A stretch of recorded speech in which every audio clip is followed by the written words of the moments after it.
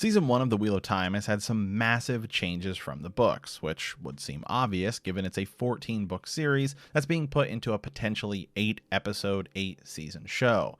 Certain plot points will need to be shifted around, move forward, smaller characters will have to be cut. It's just impossible to cram everything into a TV adaptation. However, by far, one of the biggest changes to Season 1 comes at the end of Episode 8, The Eye of the World. While Rand goes off to the Eye with just Moiraine, and no, that's not the change I'm talking about, the rest of the group stays back at Faldara to fight off the Trollocs. Egwene and Nynaeve join Lady Amalicia, and two nobodies, essentially, who are clearly there just to be killed off, as they link together to use lightning to kill the oncoming army of Trollocs. And no, that's not the change I'm talking about.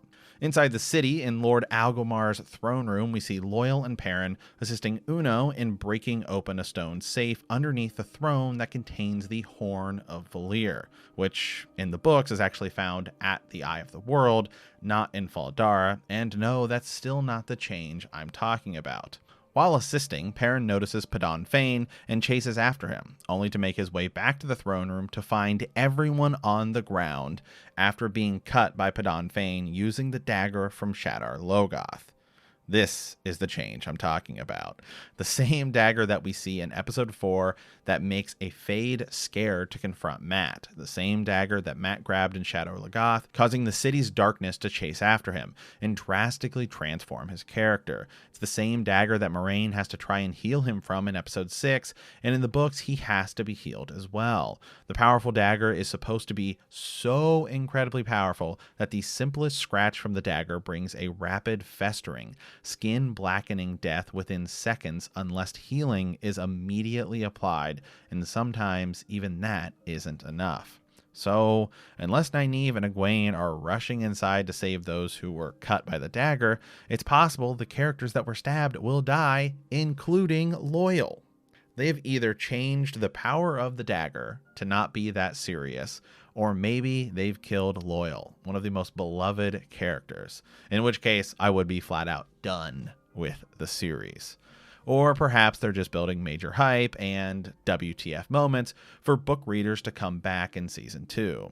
Both of which I can say I think are good ideas if these characters do end up surviving, but on the other hand, you've either done another fake death, which we see at the end of episode 4, and twice in episode 8, perhaps even 3 times if Loial and some of these other characters do make it out, which I do feel is now getting a little overdone, or you've killed off very beloved characters in the series for the sake of shock value. If the characters do end up surviving, then you've completely made the ruby-hilted dagger from Shadar Logath way less powerful. Well, maybe they'll change it to where Ogiers can withstand the darkness from the dagger, as they already have begun to show us the importance of the Ogier in the show, with Loial being able to navigate the ways, as we saw in episode 7. But what about Uno?